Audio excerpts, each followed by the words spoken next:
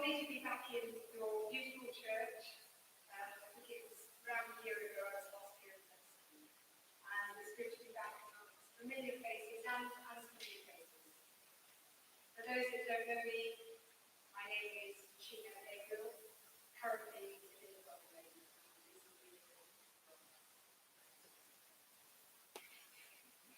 And I also welcome those who may be joining via live stream, wonders of technology.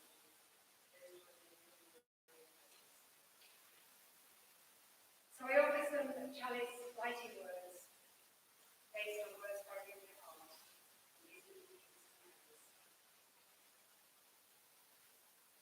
We light this chalice as a symbol of our little faith and the spark of the divine which lives within us all.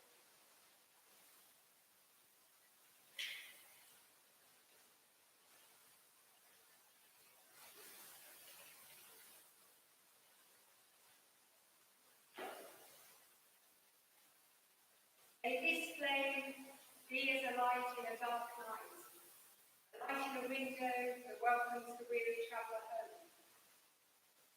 May it be as a light in the hand of a trusted friend that guides us along the path. May it be the light in the faces of those we love, bright and joy. We light this chalice for ourselves, but also for people beyond these walls, including those in their own homes joining us this morning. May our circle of light fall upon all those in need today. Those on the margins, the vulnerable, the forgotten, those trapped by illness and age, those who feel judged, excluded, or repaid. May our Lord hold those in precarious lives, carers, struggling parents, those juggling work and bills, the exhausted and burnt out just trying to get through it all. May our flame inspire all those who share our principles and feel encouraged to bring this world over. May they find the warmth of His community so that we may be stronger together. And may His chalice flame remind us of that great light in His radiant grace. Amen.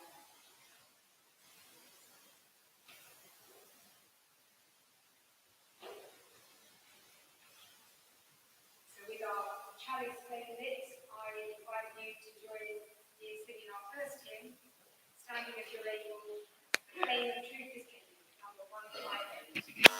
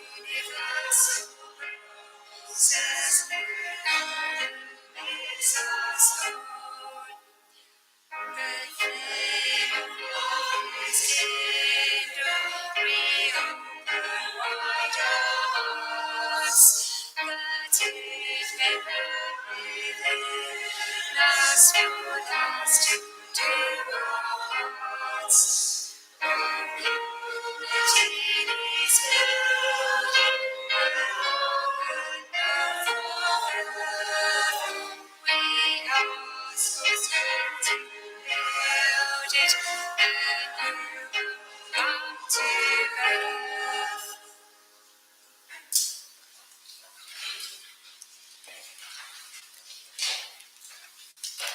And our first reading is from a book called Soul Prints by Mark Gaffney, and Rob will read it for us.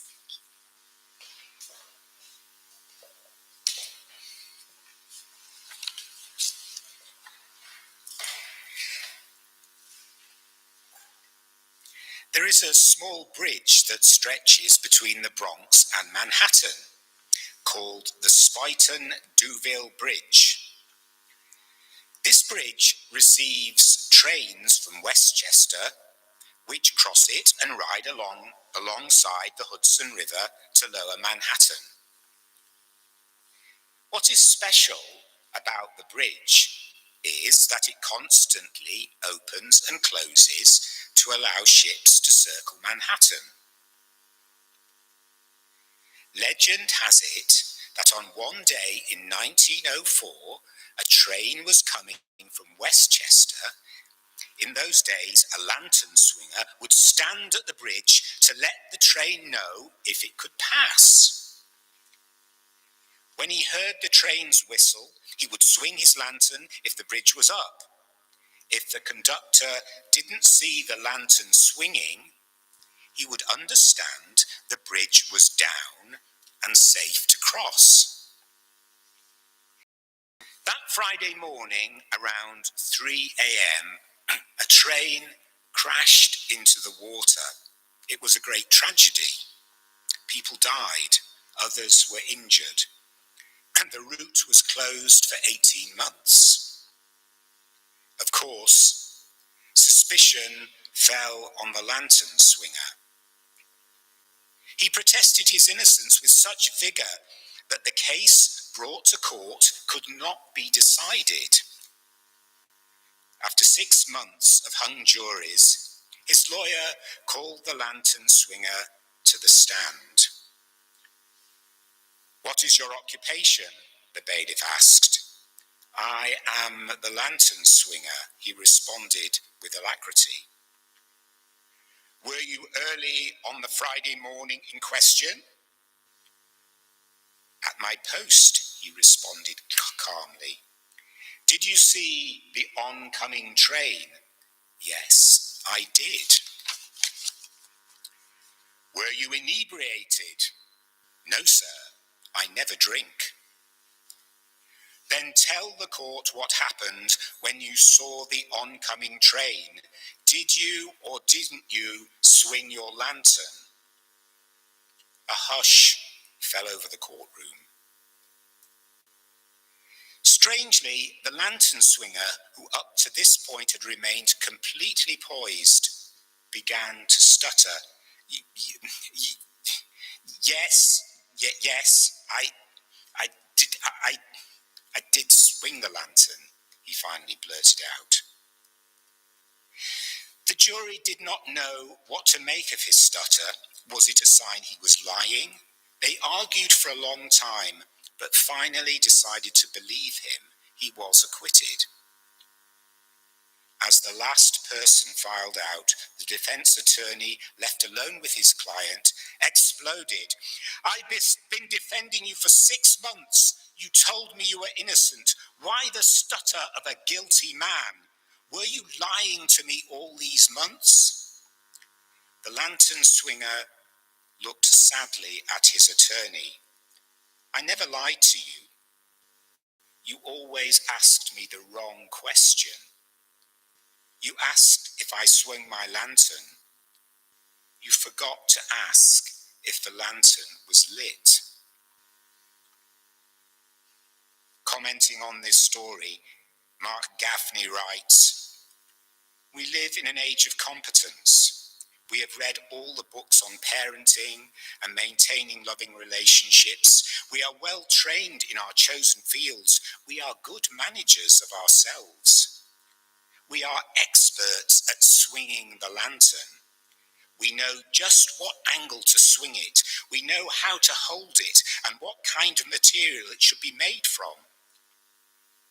We forget, however, that for the lantern to illuminate our way, the lantern must be lit. Only the fire of your unique soul print can light up your life and transform your existence from routine fulfillment of obligation to the passionate unfolding of your unique story in the world.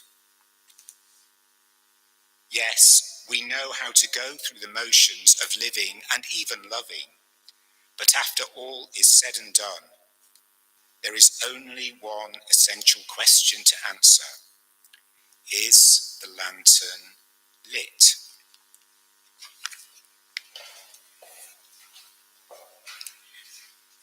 Thank you, Rob. I find that a very powerful story. So now we have a time of prayer and meditation. So I invite you into a time of stillness. And I start with well-known words by Albert Schweitzer. At times our own light goes out and is rekindled by a spark from another person. Each of us has cause to think with deep gratitude of those who have lighted the flame within us.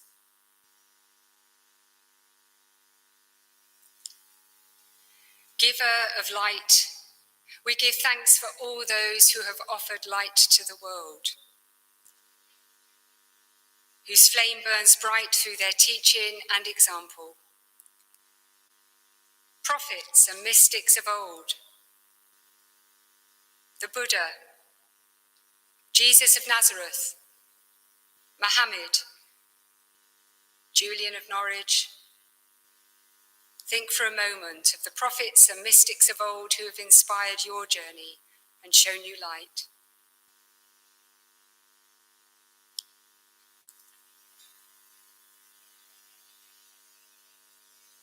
We give thanks for those in living memory who sparked a strong flame for social justice. Mahatma Gandhi, Martin Luther King Jr., Nelson Mandela,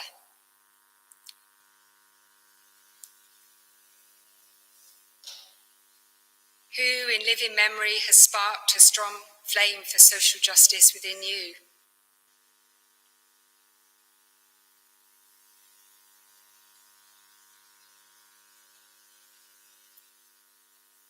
We give thanks for those living today who shine a light on corruption and greed. Greta Thunberg and all those who work for climate justice, and those who speak truth to power against racism, oppression, and exploitation.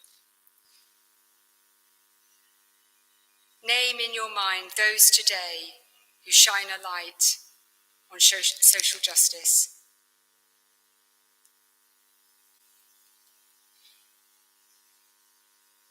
We give thanks for all light bringers in our world, people of every colour, nationality, creed, age, gender, sexuality, and class.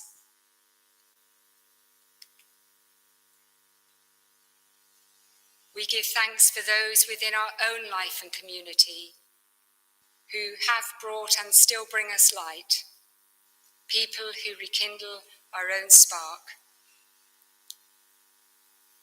We name them silently in our hearts.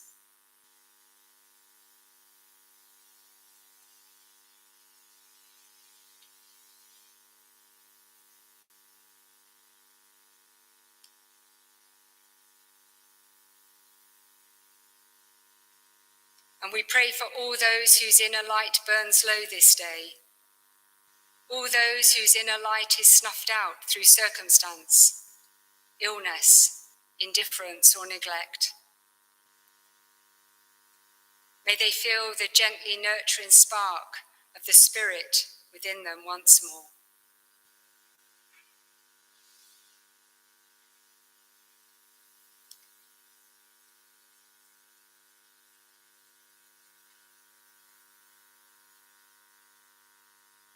And we pray for ourselves, in those times when our inner light burns low.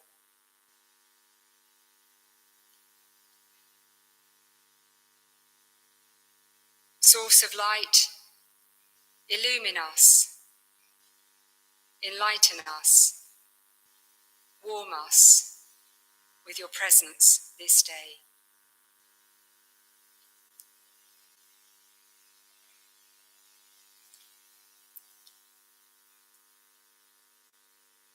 May it be so.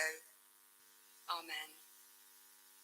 And I invite you to continue in prayer and meditation as we listen to music.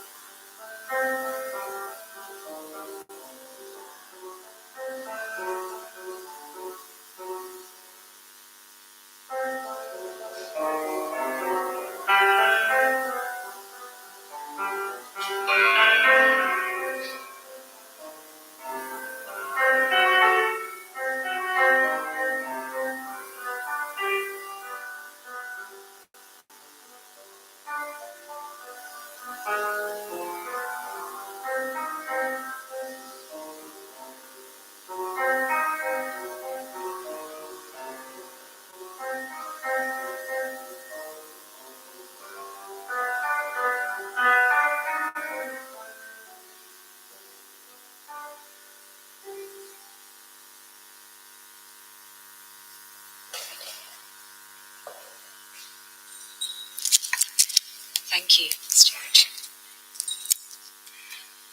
Our second reading is by a favourite author of mine, Mark Nepo, from the book The Exquisite Risk. And Stephen will read for us. Thank you, Stephen.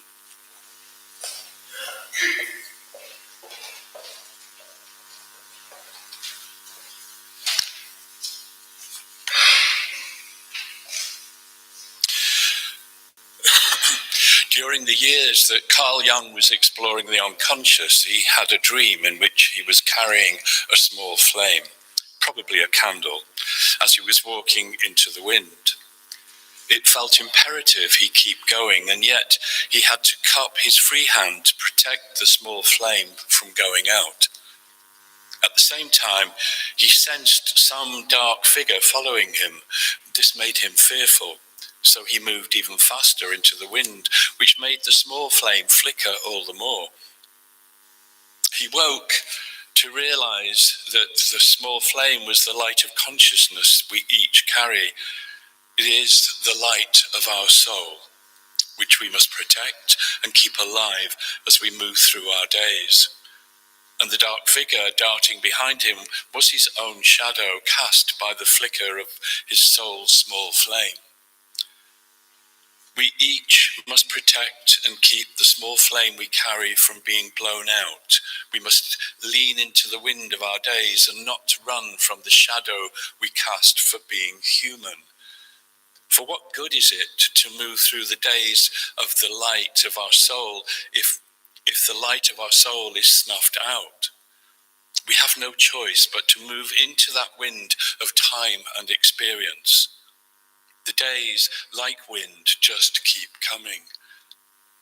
Slow enough and the wind fuels the flame. Too fast and it goes out. We are left with the delicate task of keeping the small flame alive while entering the days, while washing the dishes and paying the bills. At the same time, we are challenged not to run from our own shadow as if it was some monster out to kill us. In essence, attending that small flame is attending our most personal relationship with God. It enables everything else. In her novel, The Abyss, Marguerite Yourcenar suggests that God is that small flame, and that part of the immense faith and majesty of creation is that God has made it so that we, small beings that we are entrusted with keeping him from being snuffed out. And she writes, possibly he is only a small flame in our hands, and we alone are the ones to feed and keep this flame alight. This is a striking way of looking at things.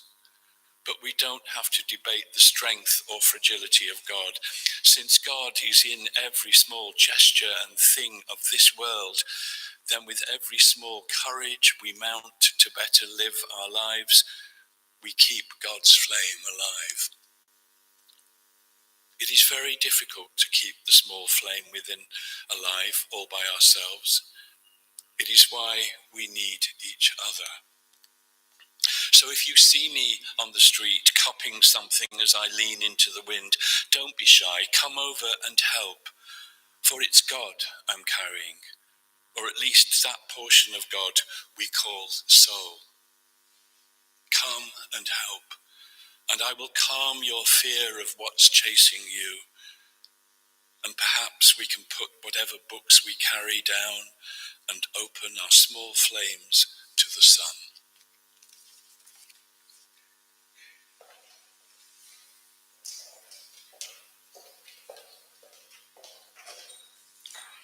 Thank you, Stephen, and had a moment to bond with this lovely dog.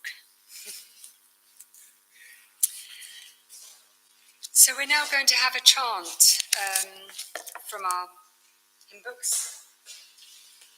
Number 229, Rise Up, O Flame.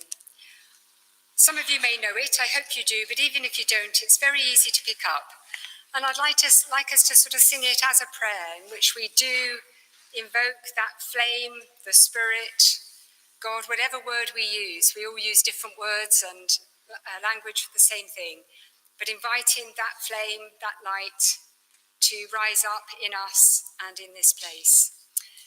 So we're going to, Stuart is going to play it for us once on the piano, and then I suggest we sing it through together twice, and then we're going to sing it as a simple round, and I'll bring in this side and Stuart will bring in your side here. So, and you can sit or stand as you feel comfortable. Okay, so let's see how we go. And don't worry if you're nervous.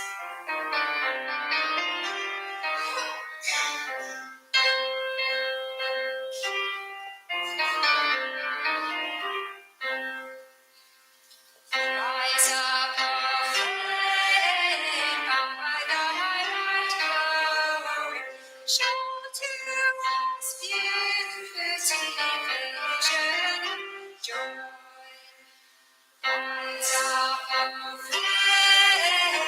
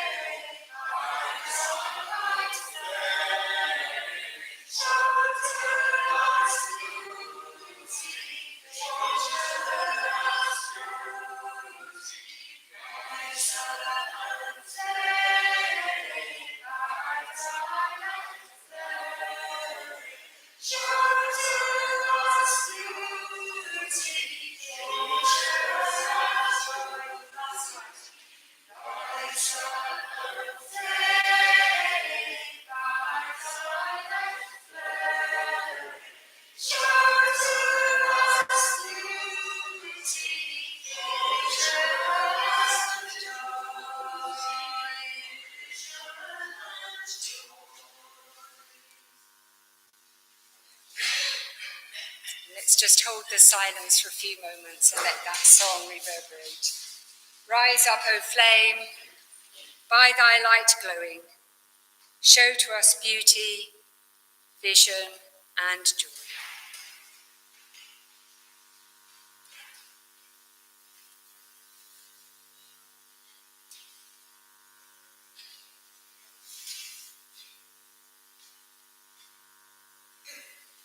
May it be so. And I've been sort of singing that over the weekend just to remind myself of it. And it's a bit of an earworm, I warn you. Well, it is for me anyway. So. There are worse things to go around singing. It's usually some really poppy song that I really don't want as an earworm. So.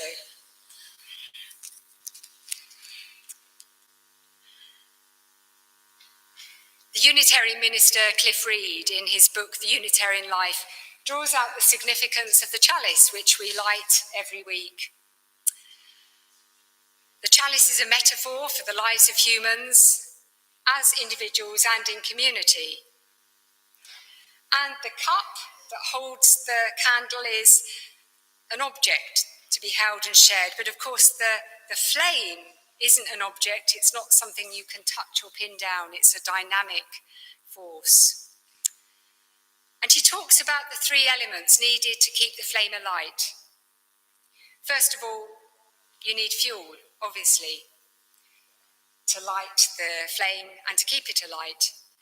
And he likens community, the fuel needed in this church setting, for example. We need fuel, we need physical things to keep the light burning. We need resources, we need money, things that will keep the infrastructure of this chapel, our chapels, alight. The second element is heat. If you dampen a flame with water, it won't glow for very long. It's obvious. But likewise, humans need the heat of the warmth of human encounter, that spark of intelligence, even the friction of disagreement to keep the community alive. And the third element is air. If a fire lacks oxygen, it will smoulder and it will give off heat and smoke, but very little light.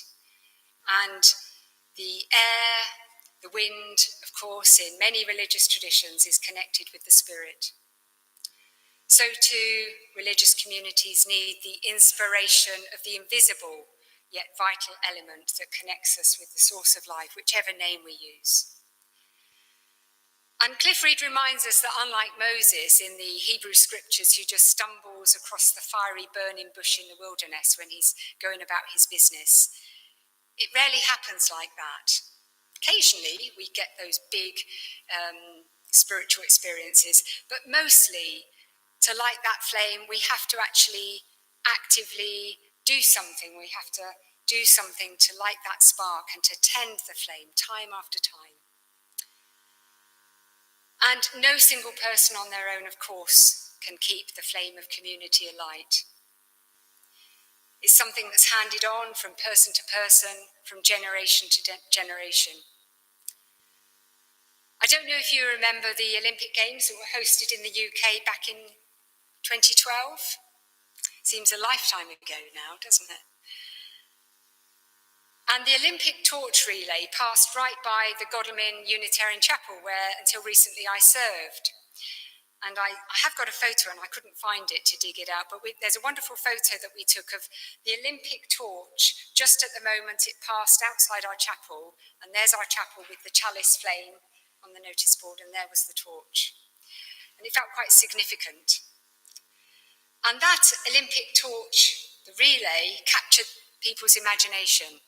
It lasted 70 days and the flame travelled 8,000 miles and it was carried by 8,000 torchbearers.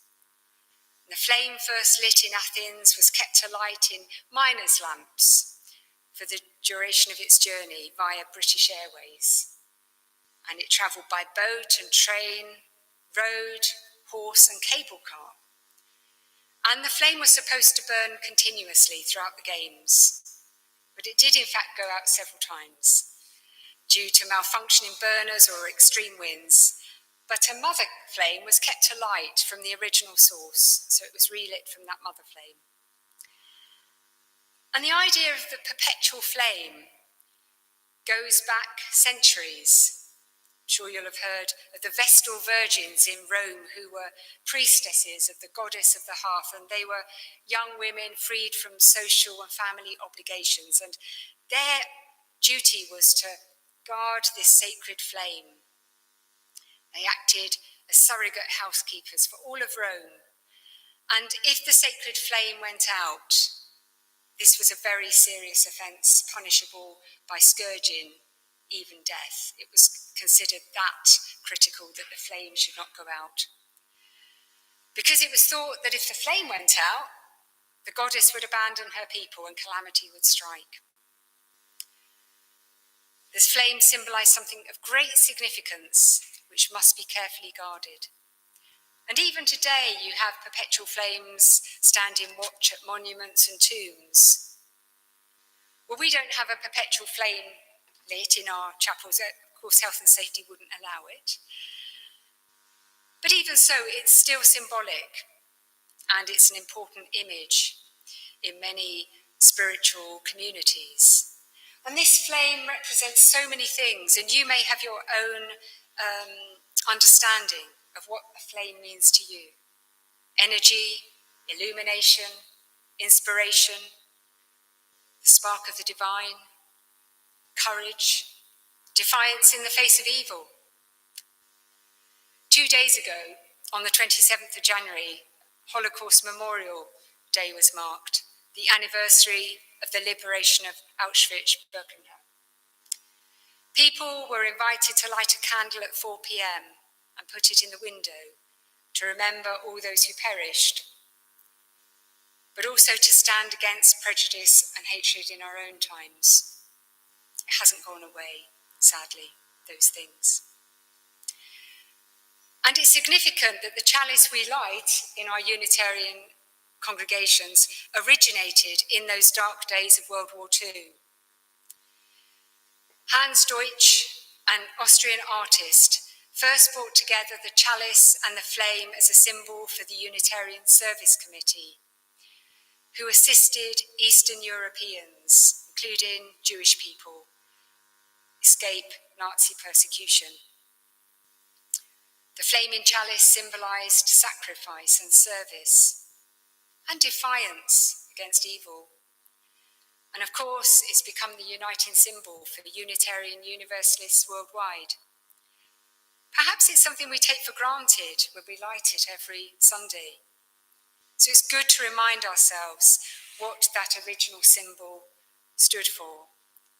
It began as a symbol of faith in action. And in our church communities, we collectively nurture this flame of liberal religion passed down from faithful souls that gathered before us. And every time I'm in these kinds of buildings, these buildings with history, I look at the windows and the memorials and I'm very humbled by the people that built this place and those who've kept it going and continue to keep it going. Sometimes the flame of community burns bright. Other times it burns low. Many of our churches, not just Unitarian, many churches have been challenged these past few years as COVID and other world events have taken their toll. Some churches are closing. Some churches are on the verge of closure. I'm glad that's not the case here.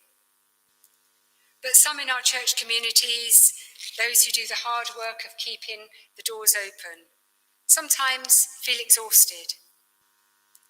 The flame burns low. And I want to affirm the hard work that goes into sustaining spiritual communities and keeping the little light shining. And it's not just our churches and our communities that can burn low. Our nation and our world. I don't need to state that we're going through dark times.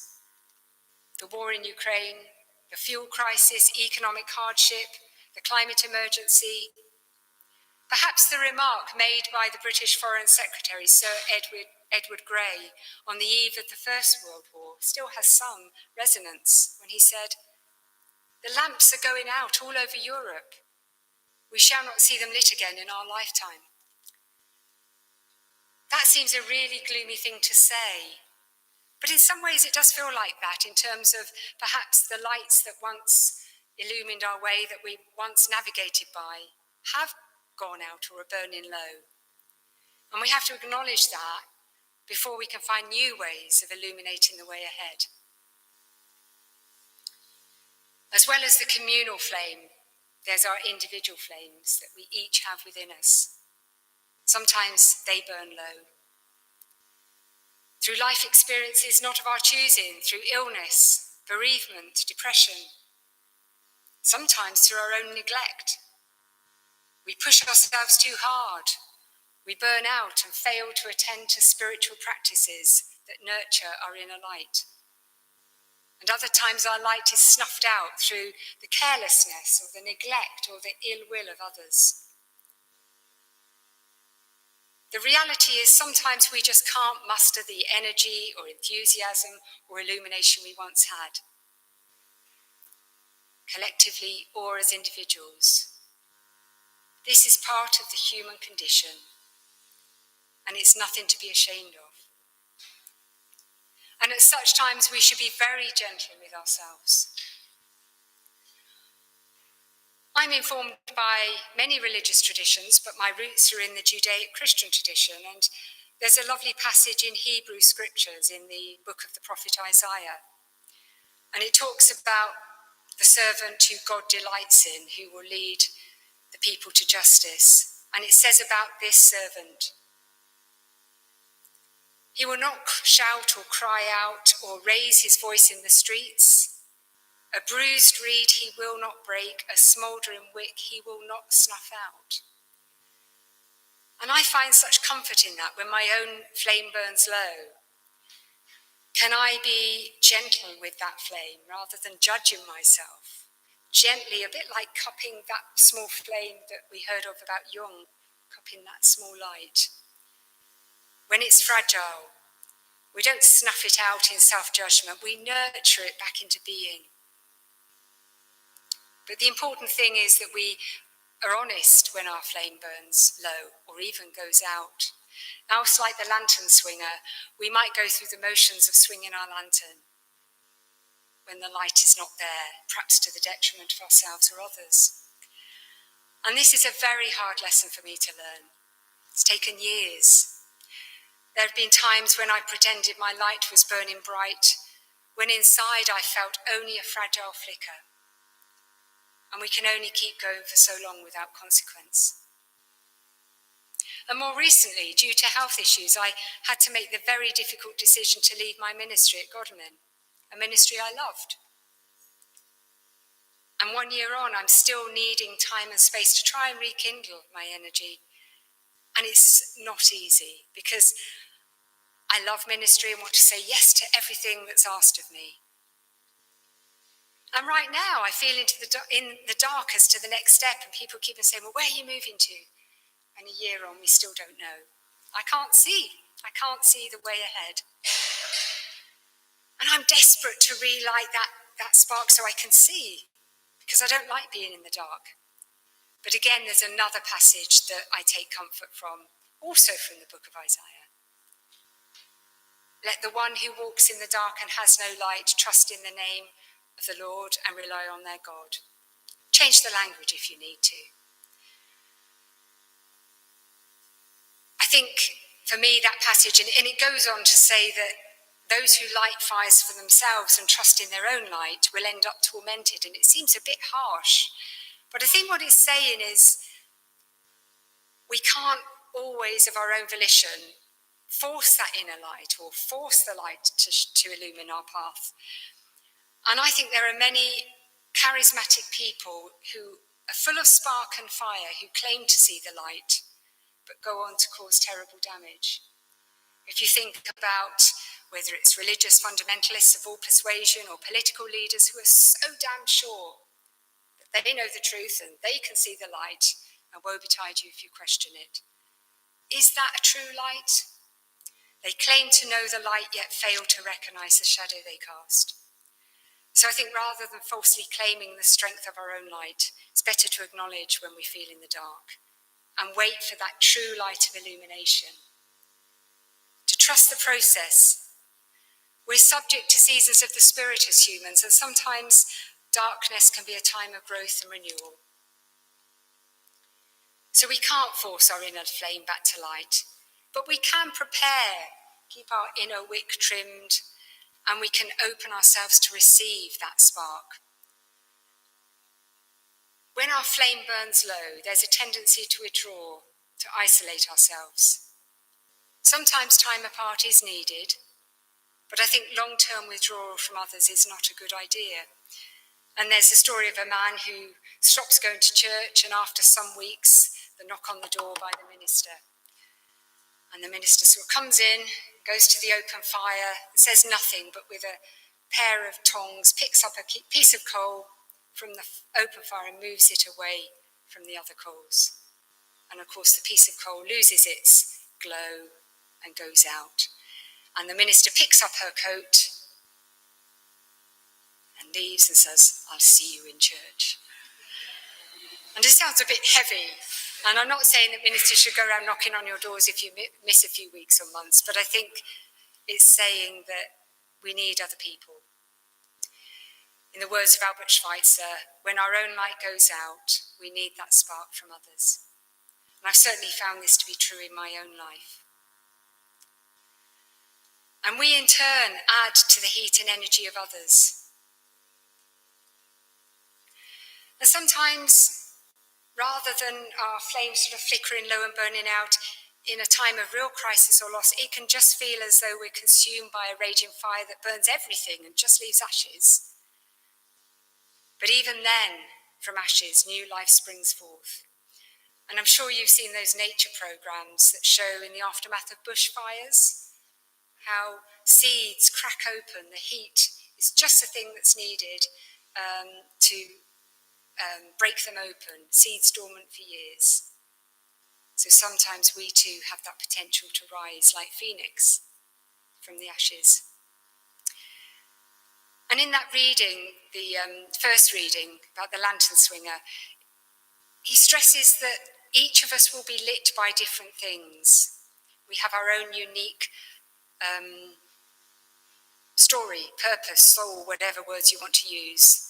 The energy of life moves us in different ways. The word enthusiasm means literally one with the energy of God. But what enthuses one person may leave another cold. So when your fire burns low, find out what most enthuses you, not someone else. Find your God within. Start there. And then when your flame is rekindled, don't be afraid to let it shine. In the Gospel of John, Jesus calls himself the light of the world. But in Matthew's Gospel, he makes a far more startling claim. You are the light of the world. A city built on a hill cannot be hid. No one, after lighting a lamp, puts it under a bushel basket, but on the lampstand, and it gives light to all the house. And I don't think Jesus was just talking to his disciples, but to all who seek to follow in the way of love and justice, which was really what he was talking about. You don't even need to call yourself a Christian. I think those words apply to all of us who are trying to bring more justice and love into the world. And notice it's in the present tense. It doesn't say you can be the light of the world if you work hard enough or meditate long enough or become more spiritual. You are the light of the world now, or at least with that potential to be. And so often we hold back our talents and our contributions and enthusiasms because it just doesn't feel enough. But perhaps our little flame is the very light that's needed in our small corner of the world. Can we believe even when we're feeling weary or burnt down or burnt out, that the light of goodness and love and compassion is just a spark away, waiting to be manifest? There's so much wrong with our world, it's hard to know where to start. But in the darkness right now, there are people the world over refusing to give up into despair or cynicism, each shining their light in their own way. And those lights are going to be needed all the more going forward. Our little light joins with others.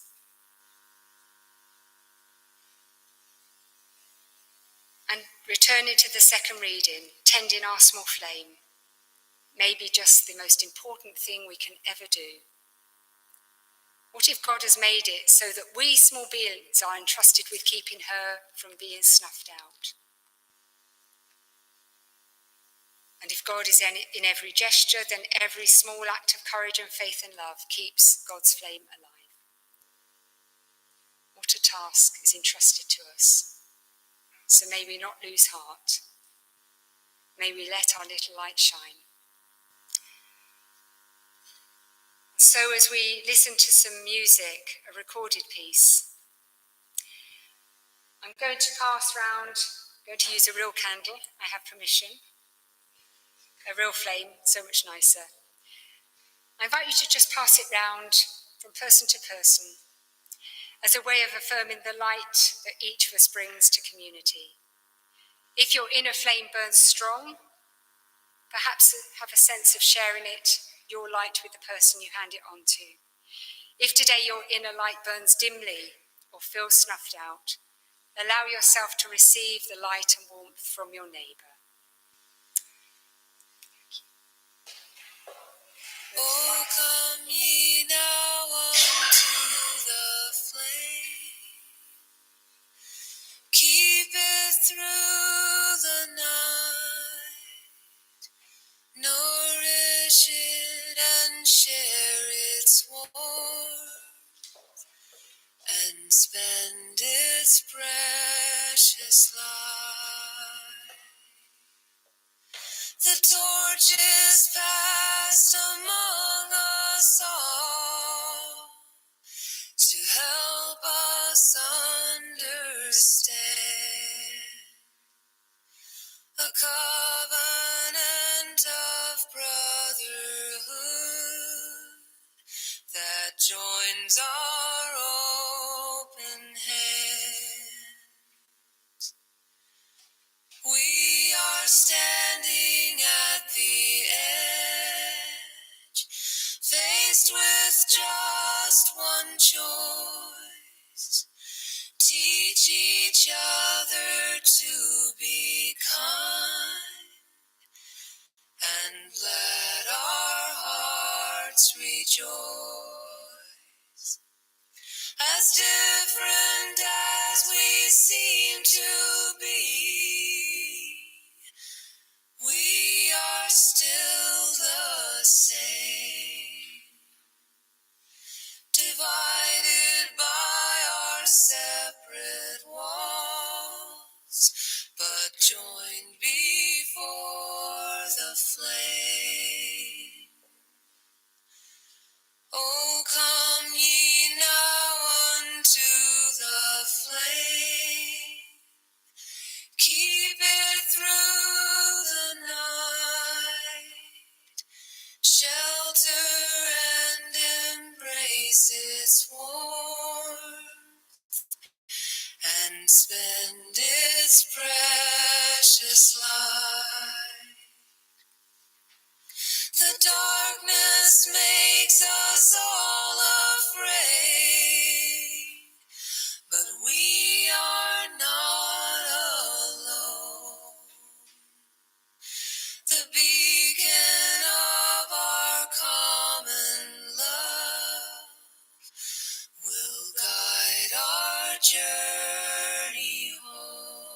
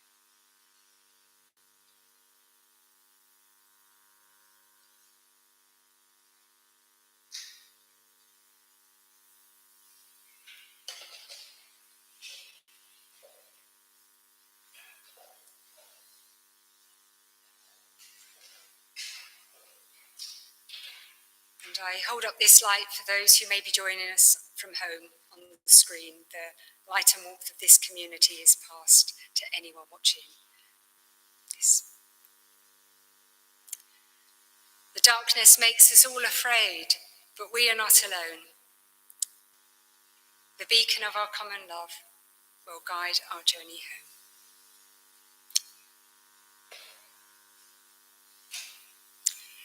And so we have our closing hymn, well known, I know, because I noticed that Stephen had it 2 weeks ago, but it's a good hymn, so what does that matter? So number 165, The Spirit Lives to Set Us Free, Walk in the Light.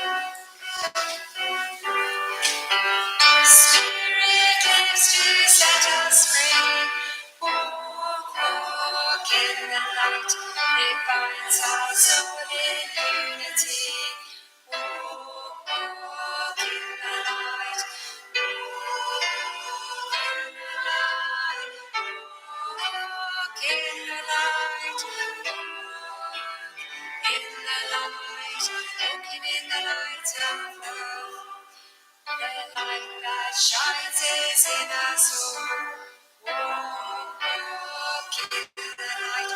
We each must follow our own call.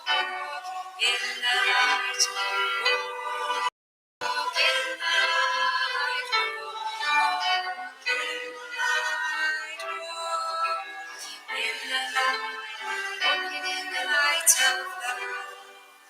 Peace begins inside your heart. Walk in the light. We've got to live it from the start. Walk in the light. Walk in the light. Walk in the light. Walk in the light. Walking in the light of love. Seek the truth in what you see. Walk in the light, then hold it firmly as you lead. Walk in the light. Walk in the light. Walk in the light. Walking in the light of love. The Spirit lives in you and me. Walk in the light. Its light will shine for all to see. Walk in the light. Walk in the light. Walk in the light. Walk in the light.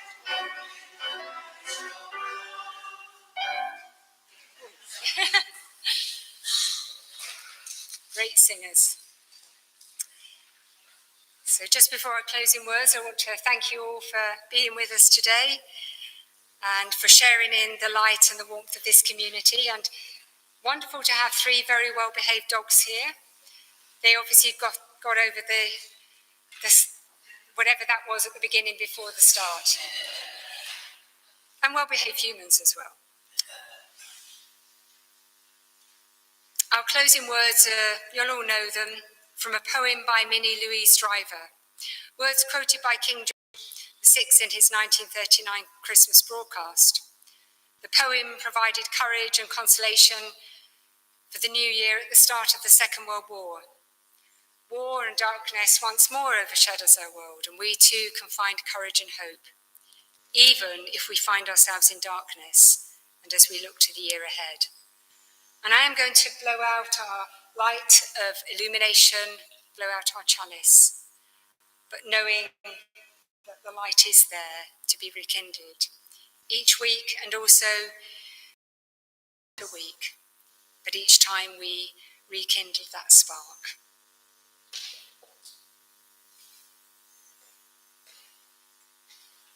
So even when the light goes out. And I said to the one who stood at the gate of the year, "Give me a light that I may tread safely into the unknown." And they replied, "Go out into the darkness and put your hand into the hand of God. That shall be to you better than light and safer than a known way." So I went forth and finding the hand of God, trod gladly into the night and was led towards the hills and the breaking of the day in the lone east. May it be so for us.